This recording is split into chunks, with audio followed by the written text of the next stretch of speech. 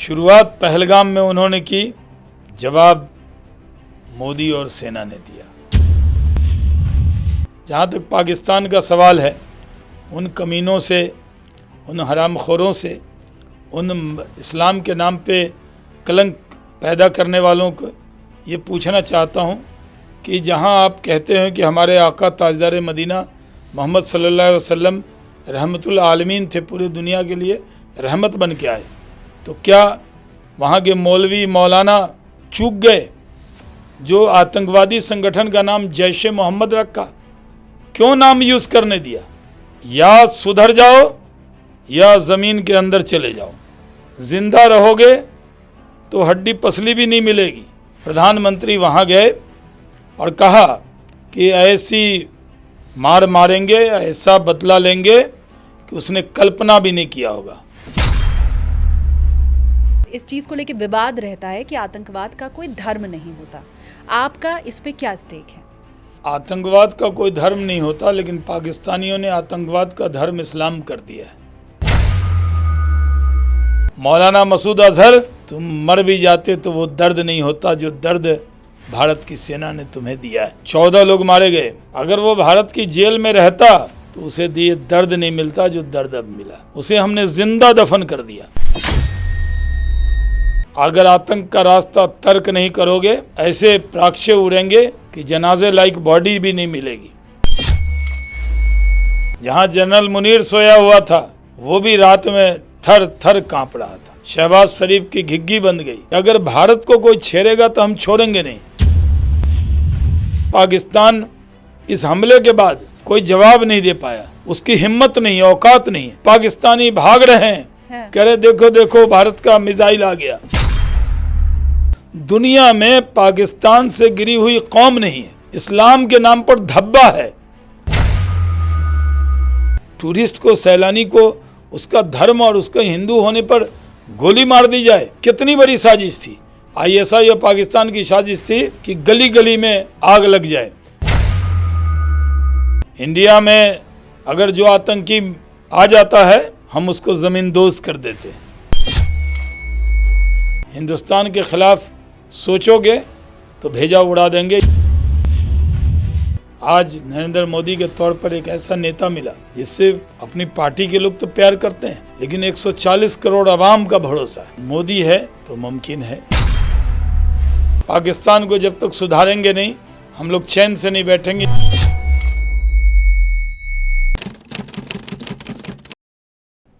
जय हिंद दोस्तों, अपनी कुर्सी की पेटी बांध लीजिए क्योंकि आप देखना शुरू कर चुके हैं take off with SKT. SKT यानी कि मैं शालिनी कपूर तिवारी। पहलगाम में जो हुआ उसके बाद हर भारतीय सरकार से सवाल पूछ रहा था कि बदला लेने में इतना वक्त क्यों लग रहा है। बहुत से लोगों को आपने कहते हुए भी सुना होगा कि सरकार अब कुछ नहीं करेगी, लेकिन वो मीटिंग जिसमें प्रधानमंत्री नरेंद्र मोदी ने यह कहा था कि तीनों सेनाओं को फ्री हैंड दे दिया है, जगह, तारीख, टारगेट आपको तय करना है। और फिर उसके बाद हुआ ऑपरेशन सिंदूर। पूरा देश खुश है। हर किसी का जो दिल है वो फक्र में इस वक्त है कि हमारी सेना ने वो कर दिखाया जो हम चाहते थे। लेकिन इसी के साथ कई सवाल भी अब खड़े हो उठे हैं। देखिए, एक तरफ तो पाकिस्तान भी अब ये मान चुका है कि हाँ भाई, हमला हुआ है, हमारे इतने लोग मारे गए हैं।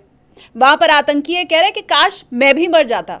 मसूद अजहर ने कहा कि ये जो हमला हुआ है, मेरे परिवार के तो 10 लोग मर गए, अच्छा होता मैं भी मर जाता। ये शब्द हमारे लिए सुकून देने वाले ज़रूर हैं, लेकिन क्या पाकिस्तान पलटवार करने वाला है? और अगर हाँ, तो सरकार की तैयारी क्या रहेगी? ये पूरा ऑपरेशन किस ढंग से किया गया और कैसे तीनों सेनाओं के बीच में जो अब एका हमने देखा है, उसके बाद जो प्रेस कॉन्फ्रेंस हुई उसमें 2 लेडी ऑफिसर का आना, उसके ज़रिए क्या मैसेज देने की कोशिश की गई, इन सभी बिंदुओं पर बात करने के लिए जाहिर सी बात है सरकार की तरफ से ही कोई अगर हो तो बेहतर होगा। और इसीलिए आज टेक ऑफ विद एसकेटी में हमने सोचा कि टेक ऑफ किया जाए एक ऐसे शख्स के साथ जो सरकार में कई महत्वपूर्ण पदों पर रह चुके हैं, वर्तमान में बीजेपी के राष्ट्रीय प्रवक्ता हैं। शहनवाज हुसैन जी मेरे साथ है, तो फटाफट से अब उन्हें बोर्डिंग पास देते हैं। बहुत स्वागत है सर आपका। सबसे पहली बात और पहला सवाल तो मेरा यही है कि सर, सरकार ने बहुत गलत किया है। आपने कहा कि मॉक ड्रिल होगी और सीधे हमला कर दिया। देखिए 22 तारीख की जो घटना हुई थी वो सिर्फ आतंकी घटना नहीं थी, बहुत बड़ी साजिश थी। धर्म पूछकर मारा गया, कलमा पूछकर मारा गया, यहाँ तक कि पैंट उतार कर देख कर मारा गया। ऐसी घटना इतिहास में कहीं भी आतंकी घटना दुनिया में दिखी नहीं है। ये अलग तरह की घटना थी, इसलिए इसमें रिस्पॉन्ड भी वैसा ही करना था। प्रधानमंत्री सऊदी अरब में थे, अपना दौरा कैंसिल करके आए। गृह मंत्री स्पॉट पे पहुँचे। फिर प्रधानमंत्री जी का कार्यक्रम था झंझारपुर में पंचायती राज का, तो अपने देश को रोकना तो नहीं है, देश तो चलेगा ही, सरकारी कार्यक्रम था। प्रधानमंत्री वहाँ गए और वहाँ से दुनिया को संबोधित किया और कहा झंझारपुर के अंदर कि ऐसी मार मारेंगे, ऐसा बदला लेंगे कि उसने कल्पना भी नहीं किया होगा। मौलाना मसूद अजहर, तुम मर भी जाते तो वो दर्द नहीं होता जो दर्द भारत की सेना ने तुम्हें दिया है। उसके भांजे, भांजी, भतीजे, लोग कहते हैं उसकी माँ भी, उसके दोस्त, 14 लोग मारे गए। और मसूद अजहर ने तो कई की चिता जलाई। पार्लियामेंट के हमले में वही था, और कई हमले में भी, वो पुलवामा पे जब हुआ था हमला, उरी में भी उसका हाथ था, और IC-814 जब हाईजैक हुआ था तभी वो भारत की जेल से गया था। अगर वो भारत की जेल में रहता तो उसे ये दर्द नहीं मिलता जो दर्द अब मिला।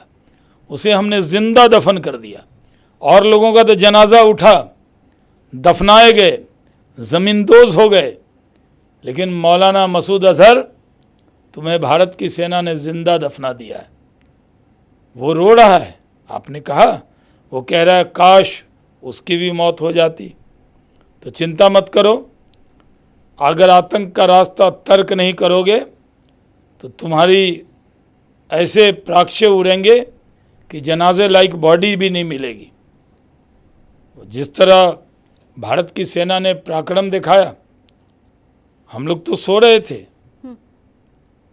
फोन आया, जगे, और छाती 56 इंच की हो गई। जब पता लगा सिर्फ पाक ऑक्युपाइड कश्मीर में नहीं मारा, रावलपिंडी और लाहौर के बगल में है सियालकोट, जहां जनरल मुनीर सोया हुआ था, वो भी रात में थर थर कांप रहा था। शहबाज शरीफ की घिग्गी बंद गई, डर गए पाकिस्तानी, और सब जगह हमला हुआ। ऐसा हैमर बम यूज़ किया कि पहली मंजिल से लेकर तीसरी मंजिल तक जो था कोई बचा नहीं। 100 से ज़्यादा आतंकी मारे गए। और ये संदेश है कि अगर भारत को कोई छेड़ेगा तो हम छोड़ेंगे नहीं। ये मोदी है, इसको छेड़ दोगे, ये अब मोदी इंडिविजुअल नहीं है, मोदी भारत का नेता है।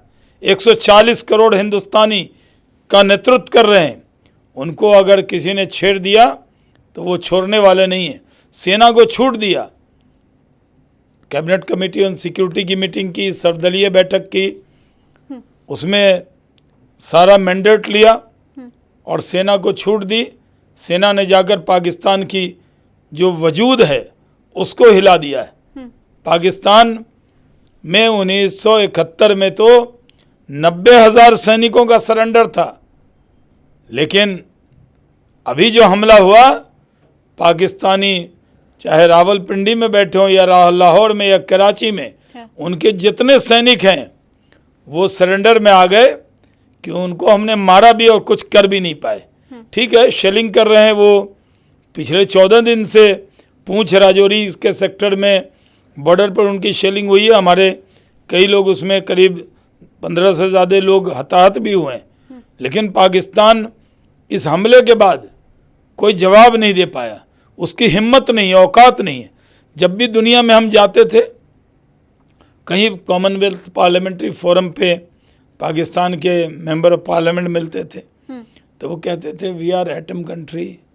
बड़ी घमंड में बात करते थे। अच्छा, कि वो एटम कंट्री हम भी हैं। अब वो बातचीत में बताने की कोशिश करते थे कि हम एटम कंट्री, लेकिन नरेंद्र मोदी ने एक थप्पड़ नहीं मारा।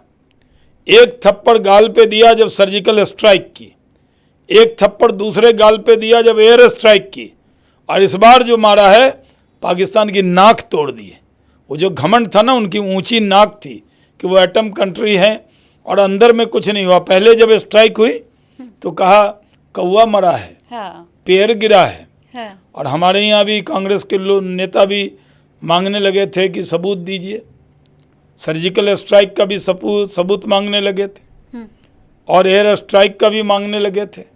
इस बार जो हमारे यहाँ गए, सबूत हम क्या देंगे, पाकिस्तानी दे रहे, वहाँ के टीवी चैनल दे रहे, कांपते हुए, दौड़ते हुए, घबराते हुए पाकिस्तानी भाग रहे हैं, कह रहे देखो देखो भारत का मिसाइल आ गया, और मौत भी हुई। और ऐसी देखिए कल जनाजा हुआ, एक्सपोज हो गया पाकिस्तान। वहाँ एक आतंकी का जहाँ जनाजा हुआ, पूरी पाकिस्तान की आर्मी उसमें थी, और पाकिस्तान के अंदर जो मोस्ट वांटेड इंडिया का टेररिस्ट है वो जनाजा पढ़ा रहा था। तो अभी तो शुरुआत हुई है। सर, हैरानी होती है देखकर कि वो जो जनाजे निकल रहे थे वो पाकिस्तानी झंडों में लिपटे हुए थे। मतलब उन आतंकियों को क्या वो शहीद का दर्जा दे रहे हैं? वो शहीद का दर्जा तो देते ही। आप पाकिस्तानी जो टेक्स्ट बुक हैं हिस्ट्री की उनकी पढ़ेंगे तो वो भी 71 में अपने को हारता हुआ नहीं दिखाते हैं, 65 की लड़ाई जीतता हुआ दिखाते हैं। और पाकिस्तान के जितने जनरल को देखेंगे, कर्नल को देखेंगे, वो यहाँ इतनी मेडल लगाए हुआ है। भाई कहाँ पे कौन सा लड़ाई जीते हो जो मेडल लगा रहे हो? कहाँ से बाजार से खरीद के, हम लोग के यहाँ सदर बाजार में मिलता है ना वो बच्चों वाला मेडल, वो मेडल लेके लगा लेते हैं वो। और जैसे कि बड़ी बहादुरी की हो, कोई बहादुरी का काम नहीं किया। दुनिया में पाकिस्तान से गिरी हुई कौम नहीं है। ये पाकिस्तान जब बना तो ये मज़हब के नाम पर बना, नफ़रत के नाम पे बना, खून बहा के बना, गाड़ी काट के बना, गाड़ी की गाड़ी कट गई। वो नफ़रत पे बुनियाद पे बना हुआ ये मुल्क है। ये कहता है अपने आप को इस्लामिक मुल्क, इस्लाम के नाम पर धब्बा है। इसको ये मानना चाहिए कि अगर पूरे दुनिया के लिए तो पाकिस्तान ख़तरा है ही, लेकिन इस्लाम के लिए भी ख़तरा है। इस्लाम के बारे में जो पूरी दुनिया में राय ख़राब हो रही है वो क्यों हो रही है? पाकिस्तान की वजह से। कोई हमला हो, 9/11 का हो, फ्रांस में हो, कहीं पे हो, तो उसमें पाकिस्तानी रूट होता ही है। और वो कहता है Islamic Republic of Pakistan, Islamic कहते हैं अपने आप को। इन्होंने तो, इनकी जो आर्मी है ये बूचर हैं, ये कसाई हैं, इनका काम सिर्फ काटना है। इन्होंने 2.5 लाख से ज़्यादा बलूची मार दिए, इन्होंने करीब 2 लाख से ज़्यादा अफ़गानी मार दिए, और यही पाकिस्तानी हैं। आज लोग कह रहे हैं कि गाज़ा में, जो आपका मेरा पॉडकास्ट लोग देख रहे होंगे, मैं उनकी जानकारी के लिए कहूँ, इजराइल हमास वॉर हो रहा है, उसमें बहुत लोग मर रहे हैं, सबको दुख होता है, किसी की भी ज़िंदगी जाती है, युद्ध रुकना चाहिए। लेकिन क्या मालूम है कि अगर 52,000 लोग वहाँ मरे हैं तो अकेले पाकिस्तान ने, पाकिस्तान की आर्मी ने जॉर्डन में जाकर 10 लाख फ़िलिस्तीनी का कत्ल किया था इन्होंने। ये जालिम लोग हैं, ये किसी के सगे नहीं हैं। और इसलिए आज पाकिस्तान में, बलूचिस्तान में धमाका हो रहा है। जब मैं आपसे बात कर रहा हूँ तो मैं देख के आया हूँ कि उनके यहाँ लाहौर में बड़ा धमाका हुआ, बलूचियों ने फिर हमला किया, उनकी ट्रेन उड़ा दी, ट्रेन हाईजैक हो जा रही है वहाँ। पूरा बलूचिस्तान में एक बलूची भी पाकिस्तान के हक में नहीं है, सिर्फ जोड़ कर रखा हुआ है। खैबर पख्तूनख्वा में पूरी तरह, क्योंकि इमरान खान की वहाँ सरकार थी, इमरान खान के साथ अलग ज़्यादती ये लोग कर रहे हैं, और उसमें जनरल मुनीर है। तो जनरल मुनीर ने अपने कुर्सी को मजबूत करने के लिए हमला करवाया। उससे पहले तकरीर किया था कि हम अलग हैं, हम इस्लाम में, ने इस्लाम और हिंदुत्व के बीच में तुलना किया था। हाँ, हिंदू कभी नहीं हो सकते, हिंदू कभी नहीं हो सकते, ये कहा था। और उसको मालूम होना चाहिए कि ये साजिश क्या किया। पहलगाम का हमला जिस दिन हुआ, मैं चौंक गया कि ये क्या हुआ। मैं बहुत दिन कश्मीर में रहा हूँ, वहाँ डीडीसी चुनाव में इंचार्ज था, 50 दिन रहा हूँ, चप्पा चप्पा मैंने घूमा है। वहाँ भी हमारी मुलाकात हुई थी। जी, वहाँ मुलाकात, आपने इंटरव्यू किया था डल लेक पे। और उस वक्त तो बड़ी सुरक्षा रहती थी। धारा 370 समाप्त होने के बाद ये चुनाव हुआ था, अब तो विधानसभा के भी चुनाव हो गए। तो वहाँ जो हमला हुआ, मैं ये सोच रहा था क्या होगा।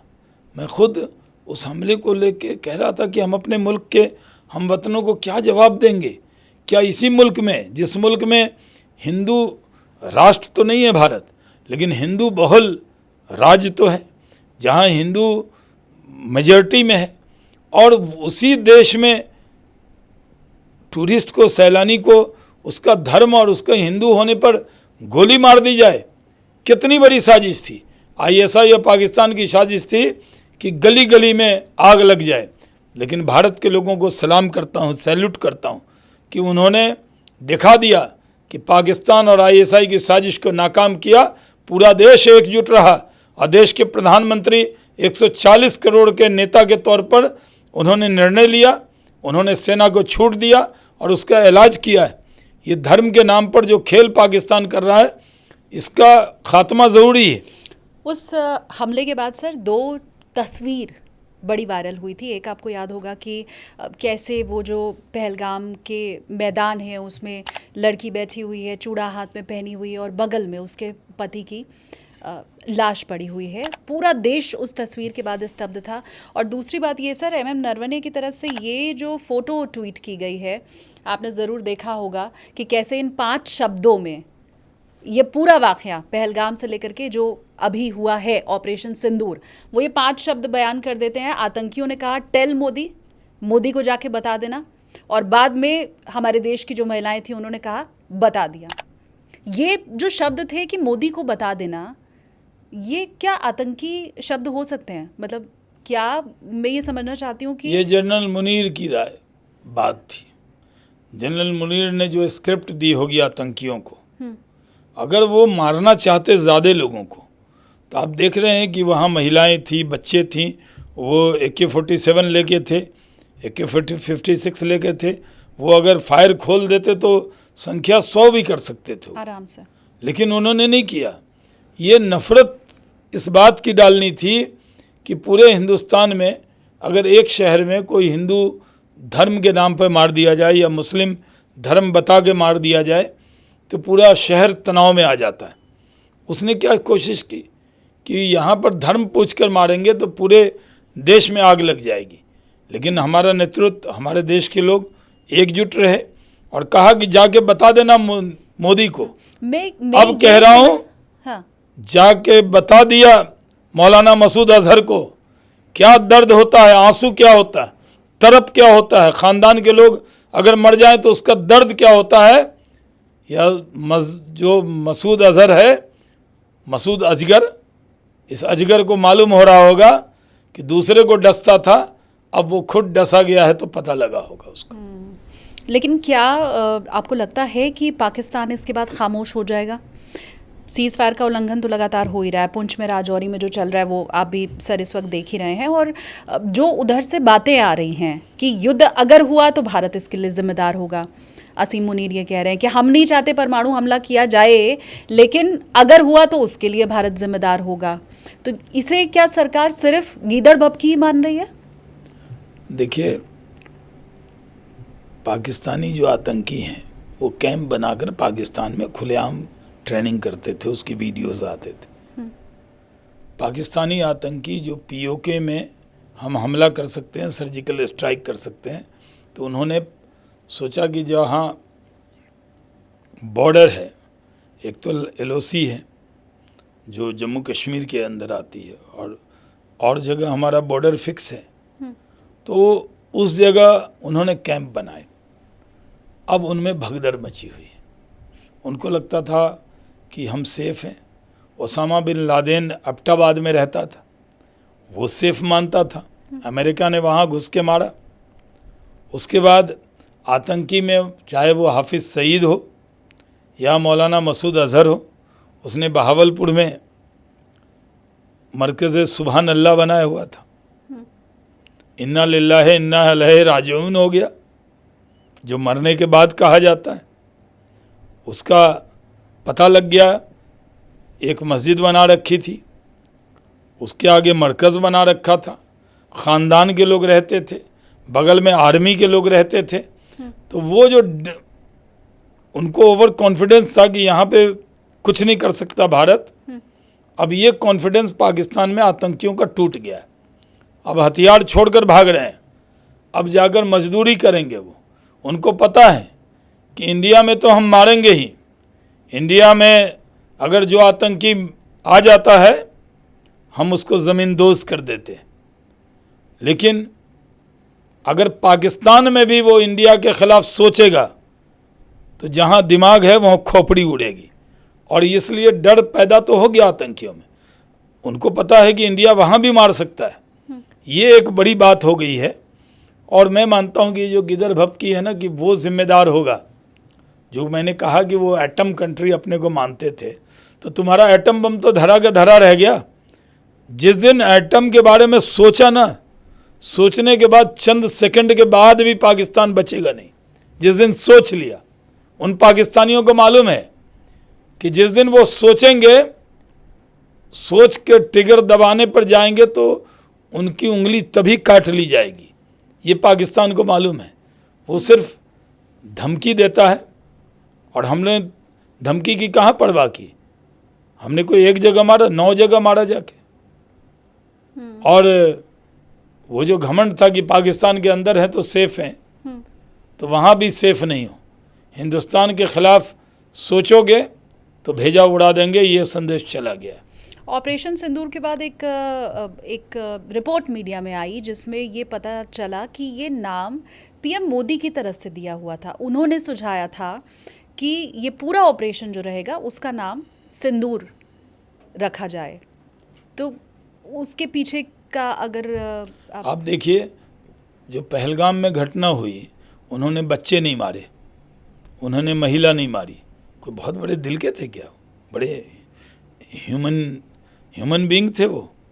नहीं थे। उन्होंने सिंदूर मिटाया था। तो सिंदूर मिटाया इसलिए प्रधानमंत्री ने नाम दिया कि सिंदूर मिटाने वालों का जनाजा उठेगा। तो जनाजा उठा है, ज़मींदोज़ हुए हैं, जवाब मिला है, और करारा जवाब मिला है, और चेतावनी भी मिली है कि पाकिस्तान के किसी कोने में होगे, आर्मी हेडक्वार्टर के नीचे भी अगर बंकर बनाकर पाकिस्तानी आतंकी रहेंगे, भारत वहाँ भी बख्शेगा नहीं।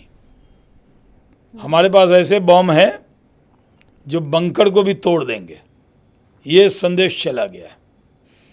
मैंने पहलगाम के बाद सर 2-3 पॉडकास्ट इससे जुड़े हुए किए, जिसमें हमारे सेना के जो रिटायर्ड ऑफिसर्स हैं उनके साथ मैंने बात की। हाँ, देखा था मैंने मेजर मानिक एम जॉली जी के साथ बात की, AK सिवाज जी से हमारी बातचीत हुई, इसके अलावा अनिल भट्ट जी के साथ हमारी बातचीत हुई। और इन सब का ये कहना रहा कि इंटेलिजेंस फेलियर के बिना ये घटना नहीं हो सकती। आगे हम क्या बदला लेंगे, क्या जवाबी हमारी कार्रवाई होगी, लेकिन कहीं ना कहीं इंटेलिजेंस फेलियर था। फिर मैं कानपुर पहुंची, वहाँ जब मेरी बात हुई शुभम द्विवेदी, जिन्हें पहली गोली मारी थी आतंकियों ने, जो सबसे पहली गोली चली थी वो शुभम द्विवेदी के ऊपर चली थी। हाँ, कानपुर वाले। उनकी जो वाइफ थी, उन्होंने वो जब पूरा वाकया बताया तो वो पूरी कॉन्स्पिरेसी जो वो अब समझ पा रही हैं, वो शुरू से चल रही थी।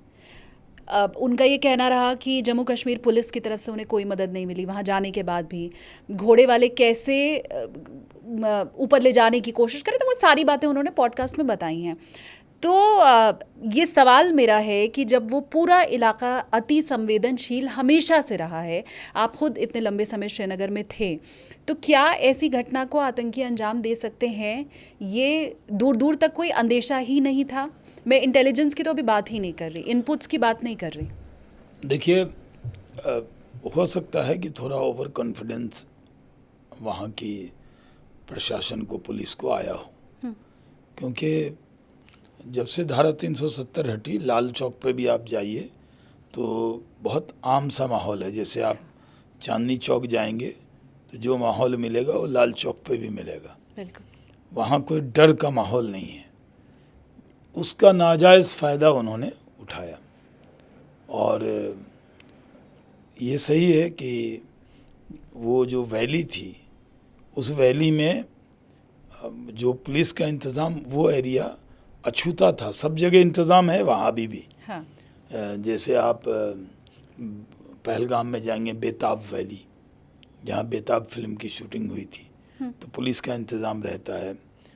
सोनमर्ग में, गुलमर्ग में, जहाँ जहाँ टूरिस्ट जाते हैं, उन्होंने रेकी की होगी कि वो एरिया अमरनाथ यात्रा के वक्त में खुलता है, बीच में पहले खुल गया और कहीं न कहीं नज़रअंदाज हो गया वो। उसका फ़ायदा उन्होंने उठाया और आइंदा उसका केयर करेंगे कि कोई भी जगह ऐसी अछूती न रहे, क्योंकि साजिश तो पाकिस्तान करेगा। बीच में जो किलिंग हो रही थी, कुछ जो 2-4 किलिंग हुई है, वो टारगेट किलिंग भी हुई, वो जम्मू रीजन में हुई, जो सेना पे भी हमला हुआ। जो साउथ कश्मीर में काफ़ी रुक गया था ये मामला। मैं उस इलाके में गया हूँ, काफ़ी बिजबिहारा गया हूँ, श्री गुफवारा गया हूँ। मैं उस पूरे इलाके में तब तो बहुत सिक्योरिटी के बीच में मैं गया हूँ, लेकिन उस एरिया में थोड़ी सिक्योरिटी वहाँ पे नहीं थी, उसका नाजायज़ फ़ायदा उन्होंने उठा लिया। लेकिन अब संदेश साफ है, हमें अलर्ट तो रहना ही पड़ेगा। हमने बहुत से टूरिस्ट पॉइंट अभी बंद किए हैं, कुछ बॉर्डर एरिया में हम लोगों ने एक्स्ट्रा प्रिकॉशन भी लिए हैं और ज़ीरो टॉलरेंस रखना है।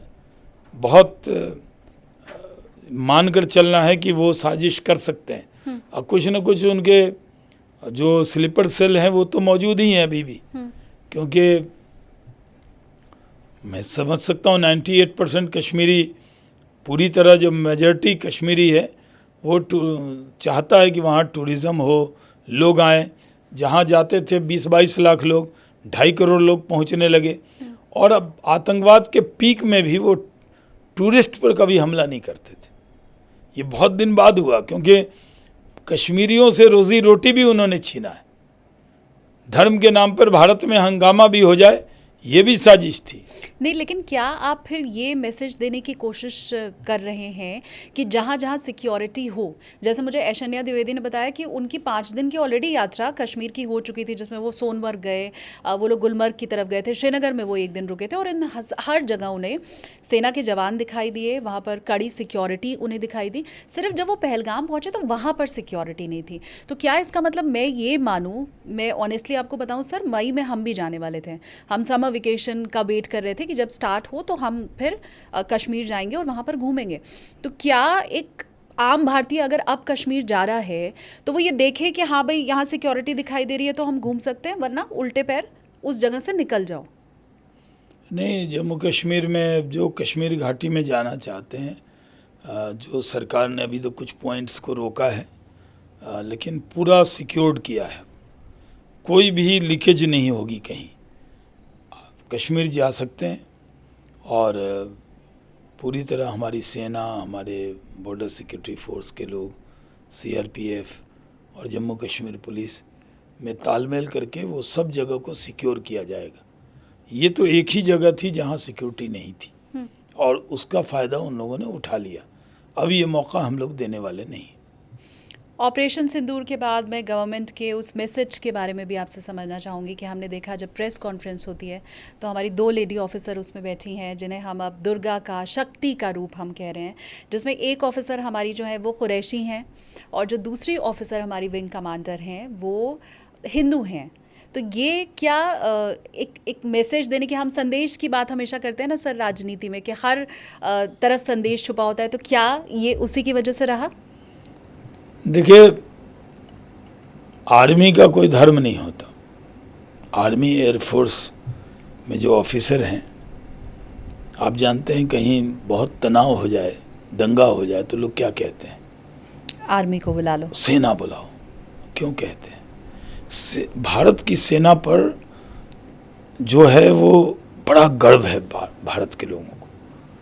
लेकिन ये है, पाकिस्तानी टीवी खोलकर बैठे थे, पाकिस्तानियों को मार पड़ी थी कि भारत क्या कहता है, और सोफिया कुरैशी ने जब बातचीत शुरू की तो पाकिस्तानियों को संदेश मिल गया होगा। एक हमारी लेडी ऑफिसर एयरफोर्स की बैठी थी, विदेश सचिव व्योमिका सिंह। हाँ। तो उनको पता लगा होगा कि तुमने भारत की महिलाओं के सिंदूर से खिलवाड़ किया था, सिंदूर पोंछा था। देखो, जवाब देने के लिए 2 महिला ऑफिसर आई। तो संदेश तो बहुत किया। मैं तो जिन्होंने निर्णय किया वो अच्छा निर्णय किया। ऐसे तो मैं इसको धर्म के आधार चश्मे से नहीं देखता, लेकिन भारत के लोगों को, खासकर महिला शक्ति, ये दिखा दिया कि भारत की जो महिला है वो शक्ति की प्रतीक मानी जाती है। तो वो 2 शक्ति बैठी थी वहाँ और जवाब दे दिया। मेरा भी सैल्यूट है। जैसे सर ने कहा कि ये जिसकी भी रणनीति रही या प्लानिंग रही वो वाकई बहुत शानदार रही और दुश्मन देश पाकिस्तान तक वो मैसेज पहुंचा। तो चाहे हम व्योमिका सिंह की बात करें या हम बात करें कुरैशी मैम की, उन दोनों को ही मेरी तरफ से सैल्यूट। आप भी अगर चाहें तो कमेंट सेक्शन में उनके लिए ज़रूर आपके मन में जो भी भाव है वो हमें लिख सकते हैं, बता सकते हैं। और वाकई सर, ये हिंदू मुसलमान करके देश को तोड़ने की जो एक साजिश थी, तो ये वो वाला भी संदेश, और हम सब इसके ऊपर गर्व कर रहे हैं। यही साजिश थी ना। वो चाहते तो हिंदुस्तानी को मारना होता तो हिंदू मुसलमान क्यों करते, बच्चा महिला को क्यों छोड़ते। साजिश यही थी। ISI और पाकिस्तान की प्लानिंग थी कि हिंदुस्तान बढ़ जाए, लेकिन ये देश में एक संदेश चला गया।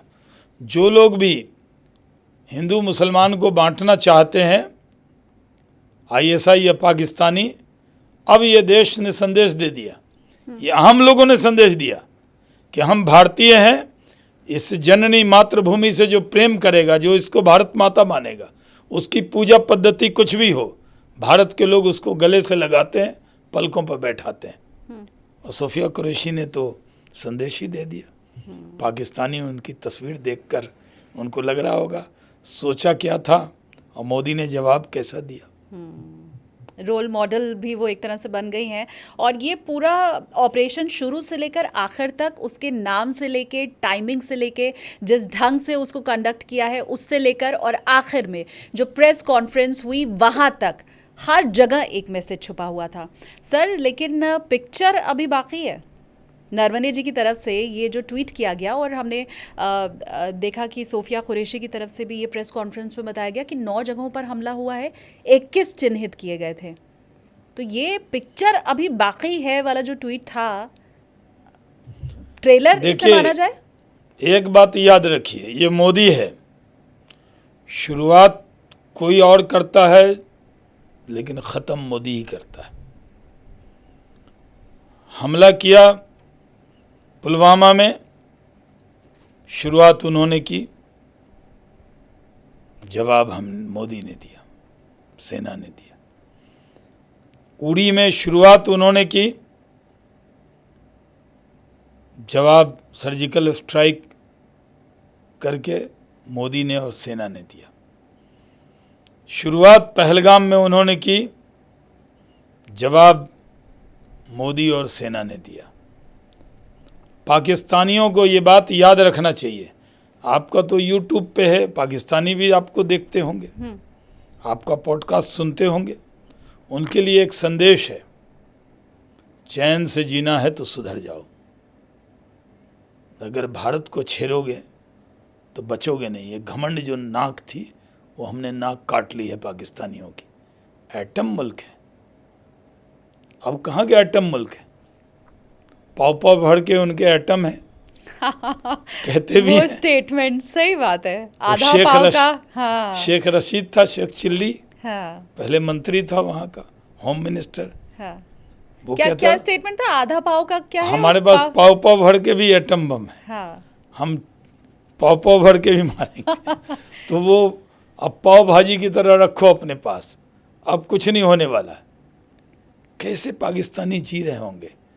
यानी ऐसी मार पड़ी है कि न रो पा रहे हैं, न कह पा रहे हैं, न कड़ाह पा रहे हैं, बल्कि मौत मांग रहे हैं। मौलाना मसूद अजहर भारत से मौत की भीख मांग रहा है। इस तरह पाकिस्तानियों का ये हश्र होगा। ये 1971 के बाद उनकी नाक दूसरी बार हमने काट ली। अब अगर और हरकत करेंगे तो कान भी काट लेंगे। असीम मुनीर के लिए सर मुझे लगता है ये जो समय है ना, वो एक तरफ कुआं दूसरी तरफ खाई वाला है। अब वो हमला अगर करें तो पहलगाम के बाद जब उन्होंने ये अंजाम देख लिया और अब अगर कोशिश की तब तो मुझे लगता है और 2 गुनी 3 गुनी 10 गुनी ताकत के साथ भारत जवाब देगा, तो उसकी हिमाकत वो नहीं कर पाएंगे। भारत क्या जवाब देगा ये तो अपने सेना पे छोड़ देना चाहिए। हाँ। और सेना को पूरी छूट प्राइम मिनिस्टर मोदी जी ने दे दी है। जिस भाषा में पाकिस्तान समझे उस भाषा की तैयारी सेना के पास रहती है और हम सक्षम हैं जवाब देने में। तो अब पाकिस्तान को सोचना है, अगर थोड़ा सा मार खा के दर्द सह लोगे और अच्छे बच्चे की तरह सुधर जाओगे तो होता है 2-4 थप्पड़ में। अभी तो सिर्फ 9 थप्पड़ मारे और अगर नहीं सुधरा तो 900 थप्पड़ भी मारेंगे। देश के लिए आपने कहा कि लोगों ने एकजुटता दिखाई, जो पाकिस्तान चाहता था वो नहीं किया, तो फ़क्र है, हमें गर्व है। क्या मुझे लगता है इस बार विपक्ष से भी आप खुश होंगे? विपक्ष ने भी एकजुटता दिखाई है, विपक्ष भी ये कहता रहा कि हम सरकार के साथ हैं, जो कदम सरकार उठाएगी हम उसका समर्थन करते हैं।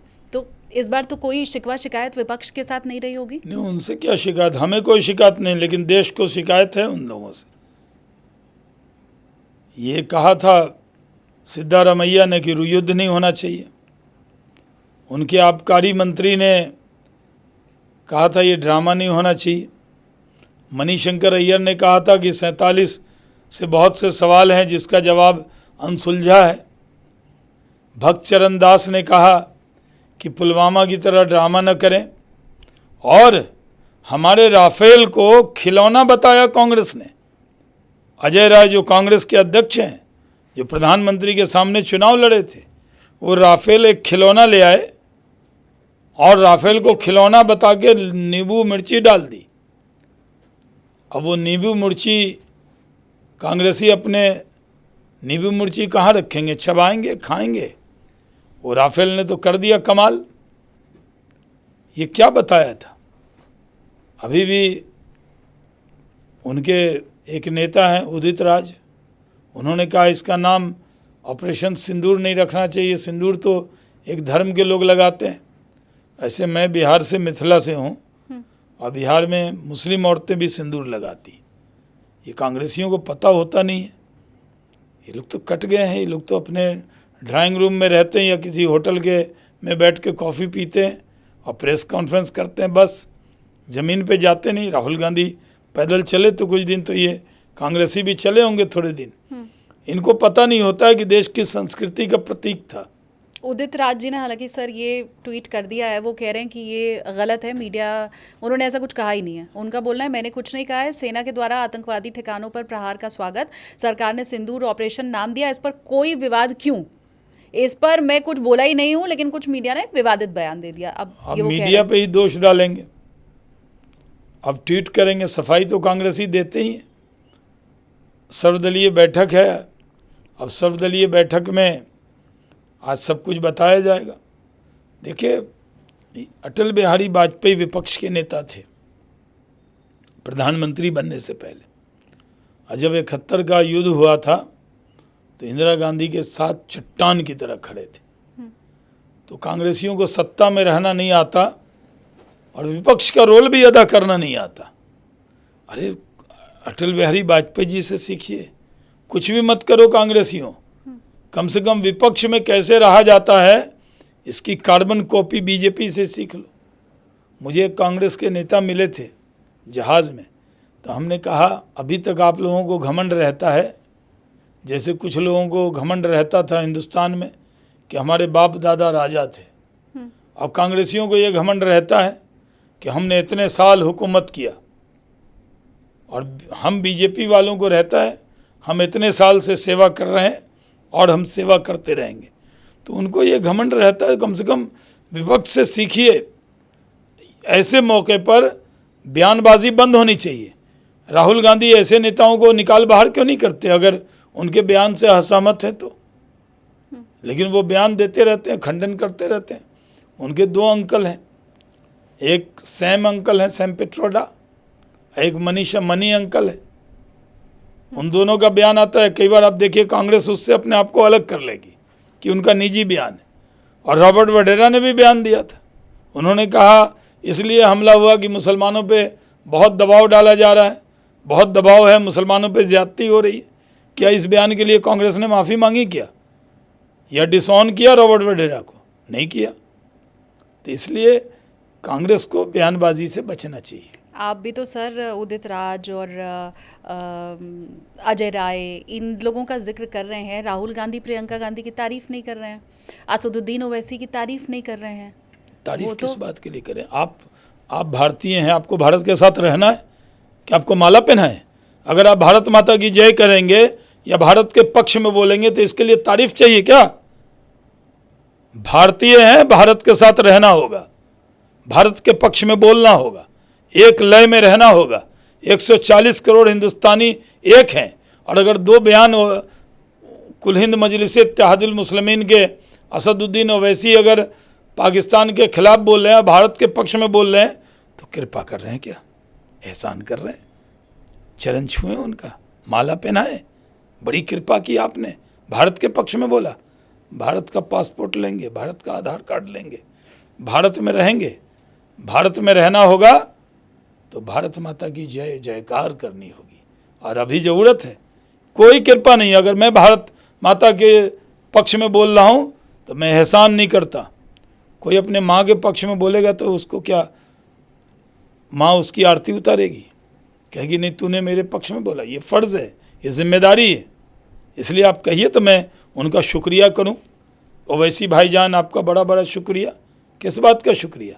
हर भारतीय को भारत के साथ रहना होगा, और जो अलग रहेगा युद्ध के वक्त में, जो भारत के खिलाफ बोलेगा, उसके खिलाफ कार्रवाई करनी चाहिए। राष्ट्रीय सुरक्षा कानून क्यों बना है? नहीं, मैंने तो ये बात सर इसलिए कही कि आपने वाजपेयी जी का उदाहरण दिया कि नहीं विपक्ष दिया। में वो थे, अभी तो लेकिन उन्होंने देश प्रेम की बात कही। वाजपेयी जी के पार्टी के किसी आदमी ने खिलाफ में बयान दिया था क्या? 71 में कोई वाजपेयी जी के पार्टी का आदमी? अब इनका कहना रहेगा हमारी पार्टी बहुत बड़ी है, कहाँ तो से कौन जनसंघ थी ना। हाँ नहीं पर तो हाँ ठीक है, कंट्रोल ही नहीं है। ये सब नाम ऐसे हैं जो कंट्रोल में नहीं है। ये भक्त चरण दास क्या है? अध्यक्ष है उड़ीसा का। सिद्धारमैया मुख्यमंत्री हैं, मनी अंकल उनके अंकल हैं। ये कौन? मैंने कोई ऐसा नाम लिया जो कोई अनजान नाम हो, गूगल पे नाम ना हो? अरे जिन कांग्रेसियों का नाम गूगल पे आता है उनको तो कंट्रोल कर लीजिए राहुल जी।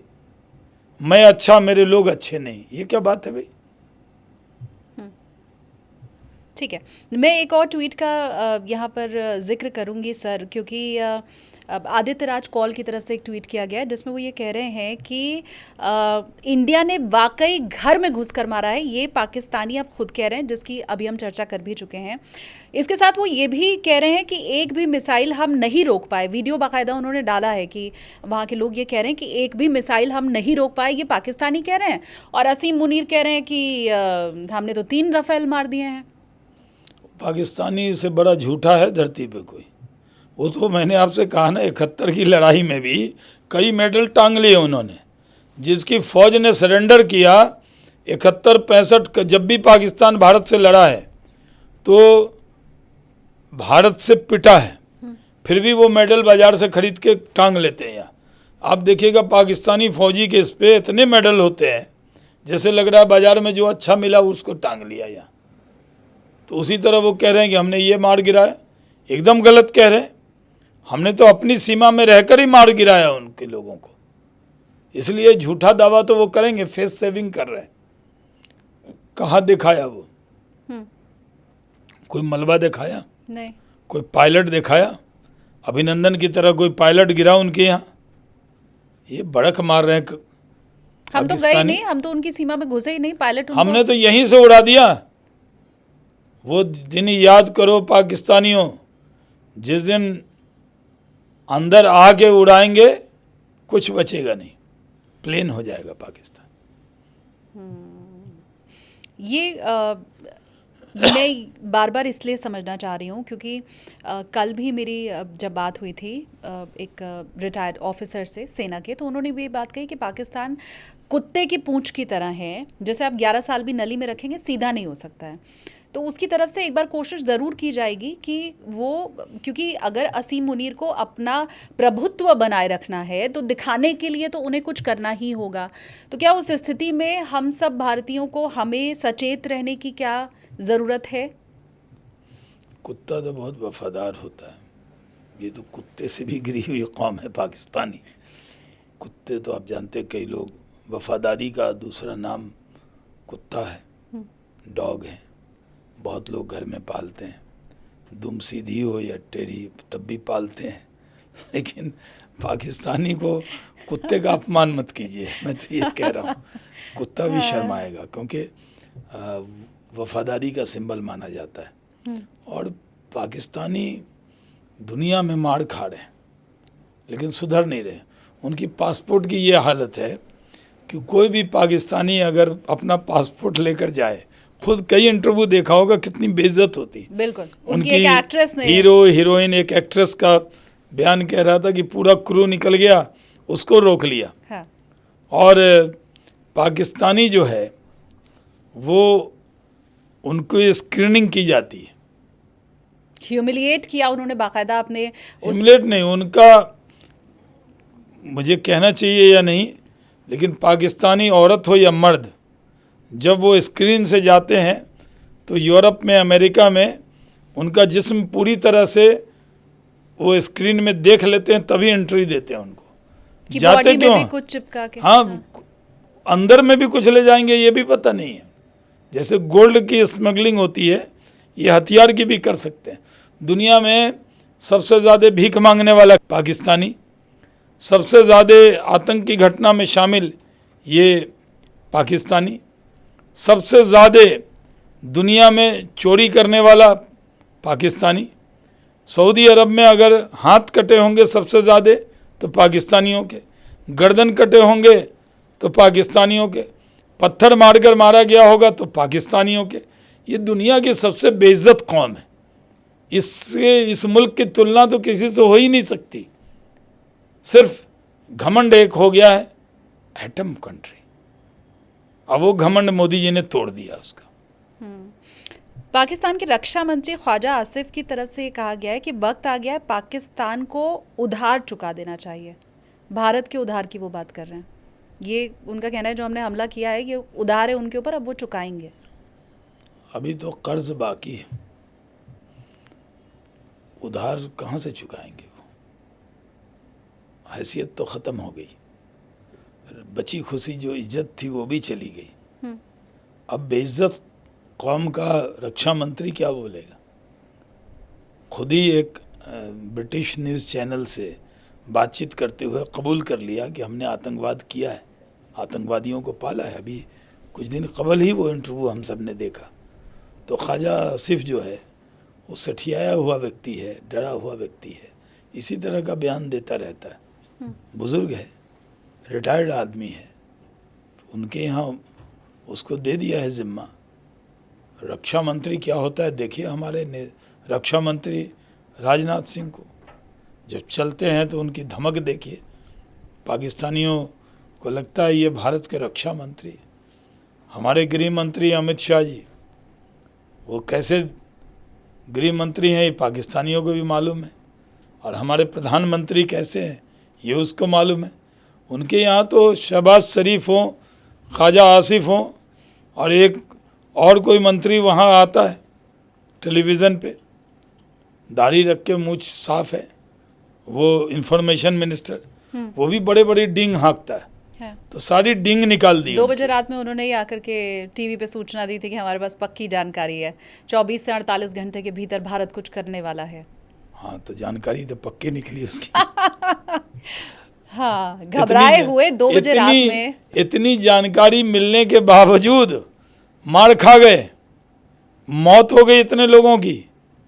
आतंकवाद का जो इंफ्रास्ट्रक्चर था मस्जिद के आड़ में चला रहे थे, तो जब आतंक पे चोट होगा तो पूरा इलाका जाएगा, पूरा इलाका गया। अब मातम ही मना रहे हैं वो। हिंदू धर्म में तो 13 दिन में होता है। हमारे यहाँ पहला हमला जब हम लोगों ने किया था सर्जिकल स्ट्राइक, 11 दिन लगे थे, दूसरे में 12 दिन लगे। अब 13वीं करके 14वें दिन में मारा उसको। ठीक तो बात। जवाब तो दिया, उनको तो पहले से पता था। जब ऐलान करके मारा है, बता के मारा है कि गाल ठीक रखो, चांटा मारने होने वाले हैं, तब भी वो मार खा ही गया। अब क्या बचा है पाकिस्तान के पास बोलने के लिए? कुछ बचा है? कुछ शेलिंग कर रहा है बस, और कुछ नहीं। मैं ऊपर ऊपर से हमें जितने सरकार के कदम दिखाई दे रहे हैं, क्योंकि आम आदमी तो उतने पे ही सवाल पूछ सकता है, लेकिन मैं ये मान के चल रही हूँ कि हमें 10% ही पता है, 90% सरकार कुछ और बहुत कठोर कर रही होगी जिसके बारे में अभी बताया भी नहीं जा रहा है। तो उन 10% की ही अगर मैं बात कर लूँ जिसमें इंडस वाटर ट्रीटी भी है, तो मुझे लगता है आपको उसके बारे में ज़्यादा जानकारी होगी। इंडस वाटर ट्रीटी जो हमने हेल्ड की है, और जितनी मेरी रक्षा विशेषज्ञ और बाकी लोगों से बात हुई, उन सबका यही कहना था कि वो पंजाब प्रांत में अगर झेलम, चिनाब और सिंधु नदी का पानी नहीं पहुंचेगा तो ये 15-20 दिन ही हैं, अब उनकी फसल ख़राब हो जाएगी मई में ही। फिर हमने वो वीडियो भी सर देखा, और वीडियोस जो सोशल मीडिया पे तैर रहे थे कि कैसे पानी रोका, फिर पानी छोड़ा तो बाढ़ आ गई, कोई उसका मजाक उड़ा रहा है, कोई उसको सच बता रहा है। तो ये पानी का हेल्ड किया जाना, इस ट्रीटी को फिलहाल रद्द किया जाना, रोका जाना, ये कितना प्रभाव डालेगा? देखिए, अभी तो हमने पानी बंद किया है, अब हुक्का भी बंद हो गया दुनिया भर में। उनका हुक्का पानी पाकिस्तानियों का बंद, और बूंद बूंद के लिए तरसेंगे, तड़पेंगे। उनके यहाँ तो पानी पर हाहाकार है। सिंध में और पंजाब में बड़ी जंग है पानी को लेकर पहले से, और अब तो और होने वाली है। तो पाकिस्तान का तो आसमान में जहाज़ नहीं चल सकते, वो रोका है, पानी रोका है, और ज़मीन से भी बॉर्डर पूरी तरह सीज किया है। पूरे पाकिस्तानियों को यहाँ से धक्के मार के निकाला है। कोई पाकिस्तानी हिंदुस्तान में नहीं रह सकता। तो वो इंतज़ाम तो किया ही है। अब उनको पता लगेगा कि दर्द क्या होता है, और ये नहीं हो सकता वो हमारा खून बहाए और हम उन्हें पानी बहा के दें, ये नहीं हो सकता। ठीक है, जमायतुल उलमा हिंद के सदर अरशद मदनी ने कहा पानी नहीं रोकना चाहिए, तो हमने उनसे कहा कि भाई वो खून बहाता रहे और हम पानी बहाते रहें, ऐसे आंसू बहाने की ज़रूरत नहीं है। तो पानी तो हमारा है, और जब देश बटा था तो जिन्ना ने क्यों नहीं सोचा कि पानी बंद हो सकता है। बहुत जुनून था इस्लाम के नाम पर मुल्क लेने का, तो लेके क्या फ़ायदा हुआ। तो अब तो पानी उनको मिलने वाला नहीं, ना कोई दिला सकता उनको। जब मैंने इंडस वाटर ट्रीटी जब हेल्ड की गई थी तो उस वक्त जो सारी रिपोर्ट्स पढ़ी तो उनमें ये चीज़ थी कि हम 2 से 3 बार पहले भी उनसे बात कर चुके थे कि इसको रिव्यू करने का टाइम आ गया है, लेकिन पाकिस्तान सुन नहीं रहा था। और उसके बाद जब पहलगाम में अटैक हुआ, टेररिस्ट अटैक हुआ, तो हमने फिर उसके बाद कहा कि अब हमें तुम्हारी सुनना ही नहीं है, हम तुम्हें बार बार रिक्वेस्ट कर रहे थे रिव्यू के लिए, तो अब हम इसको रोकते हैं। तो ये पहले से बातचीत चल रही थी? नहीं, पहले भी हम लोगों के मन में तो ये था ही कि हमें पानी की खुद ज़रूरत है। हमारे लोगों को पानी की, आप देख रहे हैं पंजाब हरियाणा में कितना पानी का विवाद चल रहा है। तो हमें तो पानी की खुद ज़रूरत है, और हम दुश्मनों को पानी पिलाएं, आतंकियों को पानी पिलाएं, वो क्यों होगा? वहाँ तो मीम बन रहे हैं, एक से एक पाकिस्तानी कह रहे हैं इंडिया वालों हमारा पानी खोल दो। तो पहले अब पता लगेगा उनको कि जो आंसू बहे हैं, आँख से पानी गिरा है, हम तुम्हारी मुंह से पानी छीनेंगे। जिस समय हम ये पॉडकास्ट कर रहे हैं सर, उसी समय एक कांग्रेस नेता का ताज़ा बयान अभी अभी आया है। मैं तो खुद ही आपसे राहुल गांधी और प्रियंका गांधी की तारीफ़ करने की बात कर रही थी, और ये बयान आ गया है। विजय वडेट्टीवार की तरफ से ये कहा गया है कि सरकार की अपनी भूमिका है, आतंकियों ने लोगों की जान ली, चले गए। ऐसे मामलों में ये हो सकता है कि सरकार को कुछ हद तक राजनीतिक लाभ हो, ये उनका बयान है। देखिए, हम लोग उस पार्टी से हैं जहां व्यक्ति से बड़ा दल और दल से बड़ा देश है। हम राजनीतिक लाभ हानि के लिए नहीं कर रहे हैं, हम देश के लिए कर रहे हैं। ये कांग्रेसियों को समझ में नहीं आएगा, नरेंद्र मोदी जी पर जो विश्वास है, आज नरेंद्र मोदी के तौर पर एक ऐसा नेता मिला जिससे अपनी पार्टी के लोग तो प्यार करते हैं, लेकिन 140 करोड़ आवाम का भरोसा है कि मोदी है तो मुमकिन है जवाब देना। अब इससे जेलस होकर अगर कांग्रेस का नेता इसे बयान दे रहा है तो दुखद है, और कांग्रेस सेल्फ गोल मार रही है। ऐसे बयानबाजी करके उसको कोई लाभ नहीं होना है। राहुल गांधी कहें देश के सामने कि उनका अपने नेताओं पे कंट्रोल नहीं है, अगर नहीं है तो बताएं, नहीं तो क्या फ़ायदा इस तरह की बयानबाजी करवा के। बहुत दुखद है इस तरह का बयान। मैं ये भी बताऊं कि अभी रक्षा मंत्री की तरफ से ये बात कही गई है कि बहुत सी चीज़ें कॉन्फिडेंशियल हैं और वो शेयर नहीं की जा सकती हैं लोगों के साथ। रक्षा मंत्री की तरफ से आज जो बैठक हुई है उसके बाद ये जितने भी सदस्य थे उन्हें ब्रीफ करते हुए उन्होंने ये बात कही है। लेकिन खड़गे जी की तरफ से प्रधानमंत्री की अनुपस्थिति का फिर सवाल उठा दिया जा रहा है सर, तो क्या, और इनफैक्ट मैं देख रही हूँ क्योंकि ये बिल्कुल ब्रेकिंग मेरे पास इस वक्त सारी आ रही है कि राफेल के शॉट डाउन की जो खबरें थी उसका उन्होंने जिक्र किया और ये कहा कि सरकार की तरफ से इसके ऊपर कुछ कहा नहीं गया। तो क्या ये लोगों के मन में भी भ्रम पैदा करने वाली स्थिति पैदा करने की कोशिश है? क्या बात है, पाकिस्तान के प्रोपेगेंडा का शिकार हो रहे हैं लोग। पाकिस्तान झूठा प्रोपेगेंडा अपनी नाक बचाने के लिए कर रहा है कि हमने राफेल मार गिराया, और वो सवाल अगर कानो कान कुछ लोग फैला रहे हैं, वो भारत के साथ गद्दारी कर रहे हैं। जो ब्रीफ किया गया प्रेस कॉन्फ्रेंस में, सूफिया कुरैशी ने जो ब्रीफ किया उस पर यकीन कीजिए वो पार्टी की ब्रीफिंग नहीं है, वो शाहनवाज हुसैन की प्रेस कॉन्फ्रेंस नहीं है, वो सेना की प्रेस कॉन्फ्रेंस। तो क्या अपने सेना पे भरोसा नहीं है? क्या ऐसे माहौल में जो प्रोपेगेंडा पाकिस्तान कर रहा है उसको उठाना विपक्ष अपना फर्ज समझता है? पाकिस्तान की साजिश का शिकार ना हो, अभी एकजुट हो, एक स्वर में बात करे। एक बड़ा मजाकिया इंटरव्यू जो पाकिस्तान का है वो भी मुझे लगता है हमें दर्शकों को ज़रूर बताना चाहिए। देखिए, एक तो हम यहाँ पॉडकास्ट कर रहे हैं जो धीर गंभीर विषयों के ऊपर और बातों के ऊपर आपको दिखाई दे रहा है, वहाँ पाक के रक्षा मंत्री का इंटरव्यू हुआ, उनसे सवाल पूछा गया कि आपके पास क्या सबूत है कि भारतीय एयरक्राफ्ट को आपने मार गिराया। भाई वहाँ की मीडिया भी तो पूछेगी ना कि तुम कैसे कह रहे हो, कुछ बताओ। तो भैया पाक रक्षा मंत्री कह रहे हैं कि मैंने सोशल मीडिया के ऊपर वीडियो देखा है।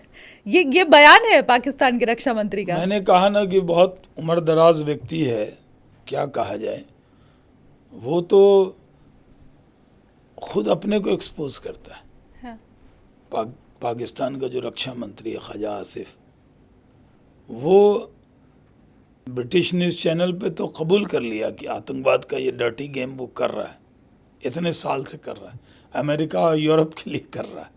अब कहता है सोशल मीडिया पे देखा, तो कोई खिलौना देख लिया होगा अजय राय वाला, इसलिए इस तरह की बातें कर रहा है। आजकल छोटा छोटा खिलौना आता है ड्रोन की तरह, वो आप कहीं पे गिरा हुआ देख लिया होगा। अभी तो राफेल की ताकत का एहसास अभी हल्का सा हुआ है, सुधरेगा नहीं तो उसको ताकत का और एहसास कराएंगे।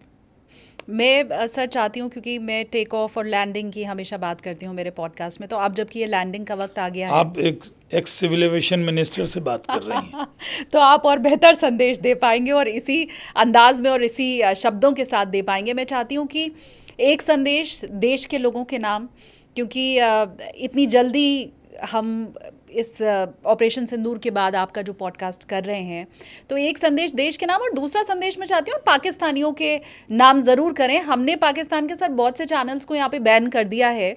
मेरे कुछ पाकिस्तान में मीडिया के जो जानने वाले हैं उन्होंने बाकायदा मैसेज भेज के पूछा कि भाई ये वाला चल रहा है कि नहीं देख के बता दो, ये वाला चल रहा है कि नहीं देख के बताओ। तो मेरा चैनल वहाँ चल रहा है सर, ये मैंने भी फिर उनसे पता कर लिया है। तो पाकिस्तानियों के नाम भी एक संदेश मैं चाहती हूँ आप ज़रूर दें। नहीं, पहले तो मैं अपने देश के नाम ये कहूँगा कि देश को गर्व है हमारे नेता नरेंद्र मोदी पे, देश को गर्व है हमारी सेना पे, एयरफोर्स, नेवी पे, मिलिट्री पे, देश को गर्व है हमारी बॉर्डर सिक्योरिटी फोर्स पर, और देश ने जिस तरह देश की उम्मीदों पर हमारी सेना खड़ी उतरी है, यकीन कीजिए, भरोसा कीजिए, किसी पर अफवाह का शिकार नहीं होना है। देश एकजुट रहना चाहिए, एकजुट रहिए। और पाकिस्तान को जब तक सुधारेंगे नहीं, हम लोग चैन से नहीं बैठेंगे, ये मान कर चलिए। जहाँ तक पाकिस्तान का सवाल है, उन कमीनों से, उन हरामखोरों से, उन इस्लाम के नाम पे कलंक पैदा करने वालों को ये पूछना चाहता हूँ कि जहाँ आप कहते हैं कि हमारे आका ताजदार मदीना मोहम्मद सल्लल्लाहु अलैहि वसल्लम रहमतुल आलमीन थे, पूरी दुनिया के लिए रहमत बन के आए, तो क्या वहाँ के मौलवी मौलाना चूक गए जो आतंकवादी संगठन का नाम जैश मोहम्मद रखा? क्यों नाम यूज़ करने दिया? पाकिस्तानियों को उठ खड़ा होना चाहिए कि कोई भी आतंकवादी संगठन का नाम मज़हब के नाम पे नहीं होना चाहिए। तो वो मज़हब के नाम पर आतंकी संगठन का नाम रख कर पूरे मज़हब को बदनाम किया है। और ऐसे लोग जो हरकत की है, नफ़रत भी छोटी चीज़ होती है। मुझे तो पाकिस्तानियों से, उनकी नापाक हरकत से, नफ़रत से भी कोई बड़ा वर्ड हो तो वो आ जाए। और मैं नहीं कर रहा, पूरी दुनिया उनसे नफ़रत कर रही है। इसलिए उनको सुधर जाना चाहिए। या सुधर जाओ या ज़मीन के अंदर चले जाओ, दो में से एक चीज़ है। ज़िंदा रहोगे तो हड्डी पसली भी नहीं मिलेगी। जो हालत हुई है मौलाना मसूद अज़हर के ख़ानदान का, कि वो मरने के बाद भी, उनके लोगों के मरने के बाद भी वो मौत मांग रहा है और भारत से मांग रहा है। हम उसको इतनी सस्ती मौत देने वाले नहीं हैं। इसलिए पाकिस्तानी अवाम को खुलकर जनरल मुनीर के ख़िलाफ़ आना चाहिए, ISI के ख़िलाफ़ आना चाहिए। एक बार इमरान खान के मामले में वो ISI और सेना पर पूरी तरह प्रदर्शन कर चुके हैं। और कहना चाहिए कि अगर चैन से रहना है तो अब भी जाग जाओ, नहीं तो भारत की सेना छोड़ेगी नहीं। ये पाकिस्तानियों से कहना चाहते हैं। मैं थोड़ा सा सर एक दो चीज़ और आपसे यहाँ समझना चाहूँगी। मैंने जब ऐश्वर्या द्विवेदी का पॉडकास्ट किया तो वो बहुत स्पष्ट थी इन बातों को लेके। हालांकि जो उन्होंने महसूस किया उन्होंने वो बताया, हर किसी का अनुभव अलग हो सकता है, पर उन्होंने ये साफ साफ कहा कि कश्मीर के अंदर हिंदू मुसलमान किया गया, हमसे हमारा धर्म पूछकर मारा गया। उनसे भी पूछा था कि हिंदू हो या मुस्लिम, तो उन्होंने कहा क्या बात कर रहे हो भैया। तो उन आतंकियों ने अगला सवाल पूछा, हिंदू हो या मुस्लिम, कलमा पढ़ो। ये इतना ही शब्द था। और दोनों पति पत्नी ने कहा हिंदू हैं, आगे वो कहने जा रहे थे। ऐश्वर्या का ये कहना है कि उसके आगे तो उसने सुना ही नहीं, सीधे गोली मार दी। ये ऐश्वर्या की तरफ से बातें कही गई और वहाँ का जो उनका अनुभव रहा वो उन्होंने बोला। एक हमेशा बहुत इस चीज़ को लेकर विवाद रहता है कि आतंकवाद का कोई धर्म नहीं होता। आपका इस पर क्या स्टेक है? देखिए, आतंकवाद का कोई धर्म नहीं होता, लेकिन पाकिस्तानियों ने आतंकवाद का धर्म इस्लाम कर दिया है। इसलिए मैंने कहा, जो हिंदुस्तान के भी मौलवी मौलाना हैं, बड़ी बड़ी बातें करते हैं और बड़ा बड़ा बयान देते हैं। जब पाकिस्तानियों ने टेररिस्ट ऑर्गेनाइजेशन का नाम जैश मोहम्मद, लड़के थे जो लश्कर तैयबा, जब नाम रखा तो इनको सबको उसके ख़िलाफ़ फतवा देना चाहिए कि रख नहीं सकते नाम। और पाकिस्तानियों की साजिश थी कि धर्म पूछेंगे तो धर्म के नाम पे विवाद होगा। आज इस्लाम के मानने वाले शर्मसार क्यों हैं? क्योंकि उन्होंने इस्लाम को भी बदनाम किया है।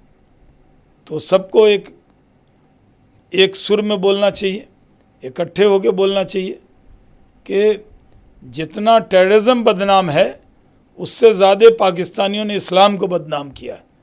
इसलिए उनको मैं इस्लामिक मानता ही नहीं। ये मुल्क नापाक मुल्क है पाकिस्तान, और जिस तरह धर्म के नाम पे आतंकवाद को बढ़ावा दिया है, वो ख़तरा पाकिस्तान के नहीं, पूरे आलम इस्लाम के लिए भी है। बहुत शुक्रिया सर। और ये मुझे लगता है बखूबी इन बातों को कि इस्लाम में क्या बताया गया है, क्या तालीम दी जाती है, ये आपसे बेहतर कोई बता नहीं सकता। और बहुत स्पष्टता के साथ इस्लाम जो मज़हब है, जो भारतीय मुस्लिम है, हम पाकिस्तान से ज़्यादा मुस्लिम भारत में रहते हैं। और कश्मीर में टेररिज्म था, जब था कुछ लोग होंगे, लेकिन पूरे हिंदुस्तान में कहीं भी मुसलमान आतंकवाद में कोई आतंकवादी संगठन नहीं बना हुआ है। न मज़हब के नाम पे कोई आतंक फैला रहा है, तो ये सीखना चाहिए, पूरे दुनिया के लोगों को सीखना चाहिए कि भारत के मुसलमान जैसे रहते हैं, अगर उस रास्ते पर भी दुनिया चले। आप जाइए, देखिए यूनाइटेड अरब अमीरात है, दुबई जाइए, मुस्लिम कंट्री है, कहाँ धर्म के नाम पे कोई नफरत है? जो अरब कंट्री है कहाँ नफरत है? लेकिन ये पाकिस्तानियों की वजह से, इसलिए मैं कहता हूँ कि पूरे दुनिया के मुस्लिम मुल्क को पाकिस्तानियों को पर दबाव डालना चाहिए कि आप ये मज़हब के नाम पर टेररिज्म बंद करो, नहीं तो इससे इस्लाम को भी ख़तरा होगा। मुझे लगता है सर दबाव पड़ भी रहा है। अमेरिका की तरफ से ये कहा गया है, डोनाल्ड ट्रंप की तरफ से ये कहा गया है कि टिट फॉर टैट हुआ है। जब उनसे लोगों ने सवाल पूछा तो मुझे लगता है चाइना भी अब बहुत खुल करके इस बार पाकिस्तान के साथ आ नहीं रहा है। अमेरिका ने जब साफ साफ कह दिया कि चाइना ने भी आतंकवाद की निंदा की है। हाँ, तो किसी तरह का आतंकवाद हो वो गलत है, ये कहा है। हाँ, और पहली बार चाइना ने कहा। बिल्कुल। तो जो सबसे ज़्यादा जैसे भरोसेमंद पाकिस्तान मानता था, अपना दोस्त मानता था, जब वही ऐसे उसको जवाब दे रहे हैं तो ये हमारे लिए अच्छा है। हम अपनी भाषा में जवाब दे रहे हैं, दूसरे दूसरी भाषा में जवाब दे रहे हैं, लेकिन पाकिस्तान तक जवाब भी पहुंच रहा है, सटीक पहुंच रहा है। शहनवाज जी ने भी पाकिस्तान के लोगों को मैसेज दे दिया है। आप भी कुछ देना चाहते हैं तो भाई कॉमेंट सेक्शन खुला हुआ है, आप भी पाकिस्तानियों को अपनी भाषा में जवाब कॉमेंट सेक्शन में दे सकते हैं। Thank you so much sir, आपने इतना टाइम निकाला और बढ़िया से हमने लैंडिंग भी की। बीच में कोई टर्बुलेंस आया नहीं, भारत में अब आएगा भी नहीं। मैं यही मान करके चल रही हूँ कि क्रैश लैंडिंग अगर किसी की होनी है तो वो पाकिस्तान की होनी है। बीच में कुछ क्रैश लैंडिंग आपने दिखाया था। हाँ। वो जब वो कांग्रेसी के बयान आने लगे। हाँ। तो आपने बीच में वो ब्रेकिंग आपने पूछा। हाँ। इसलिए कांग्रेस वालों से भी है कि थोड़े जिम्मेदार बनिए। धन्यवाद सर। जी थैंक यू। जी।